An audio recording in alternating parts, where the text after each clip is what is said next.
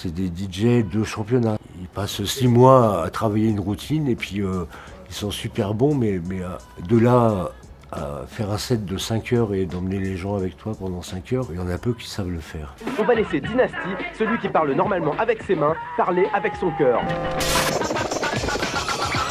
Salut tout le monde, bienvenue sur le Dynasty sur Radio Nova 101.5 pour 1 heure à 2 heures de pure hip-hop. Le chemin a été long et compliqué. From France, from Gay Paris, please welcome Dynasty.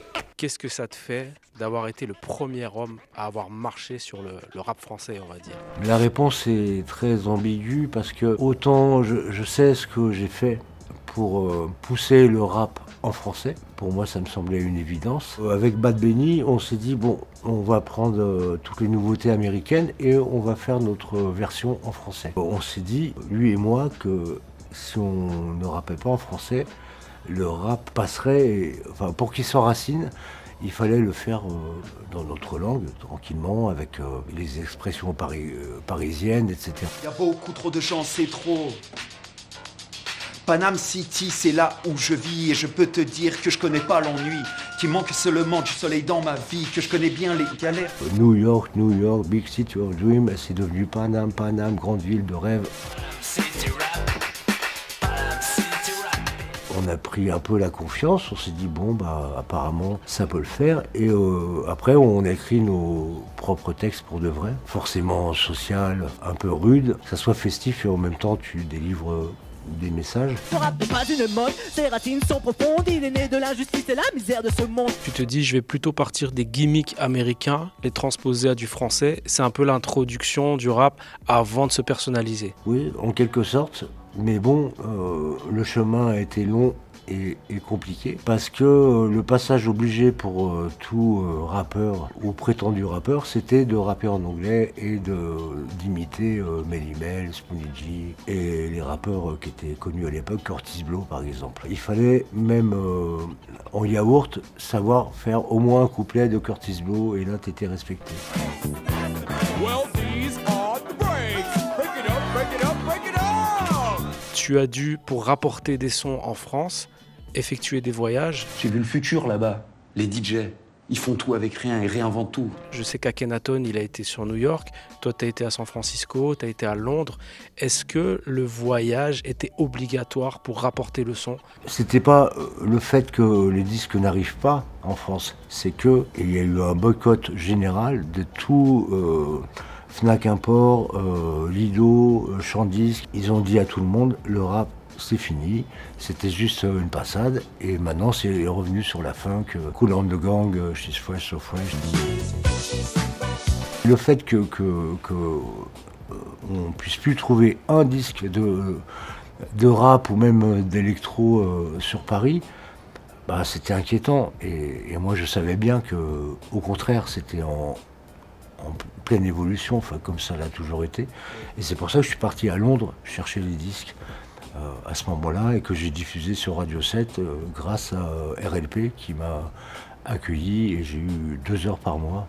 Dynasty au platine donc pendant les dernières 60 minutes. J'espère que vous avez sincèrement apprécié cette heure de rap non-stop sur Radio 7. Dans la série Le Monde de Demain, il y a Adranik qui joue ton rôle. T'es bon en technique?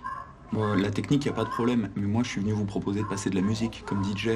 Justement, je reviens de San Francisco et j'ai ramené pas mal de nouveautés à vous montrer. Alors il y a ça, c'est San Francisco? Ça baisse pas mal là-bas, non? Ouais.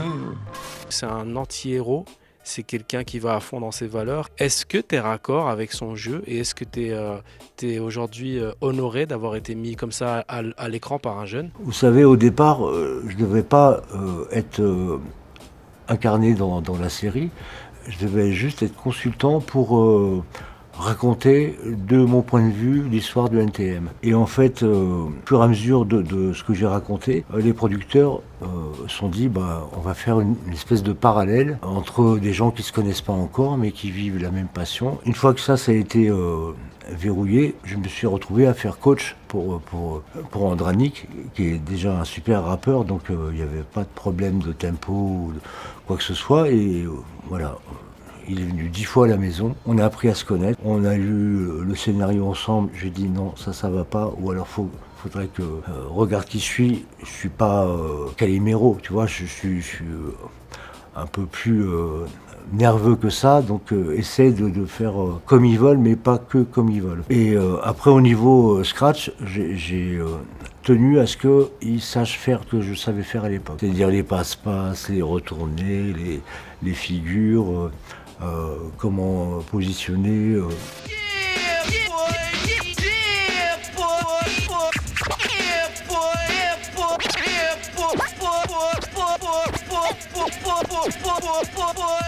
En fait, on est devenus très proches finalement, et comme j'étais sur les tournages de la série à chaque fois où il y avait une scène qui me concernait, j'étais là, on disait ouais ça va, mais et lui et moi, c'est-à-dire que hors production, et de toute façon il trouvait qu'au final ça marchait. Après ils ont essayé de mettre une doublure, comme un rôle de pianiste finalement, c'est d'autres mains qui vont jouer du piano. Et je leur ai dit non, pas d'accord. Déjà ça sera jamais les mêmes mains, parce que les mains d'Andra ressemblent aux mains que j'avais à l'époque, d'une part, et que j'ai tellement bien coaché entre guillemets que franchement il n'y avait pas besoin. Et on s'en est sorti comme ça.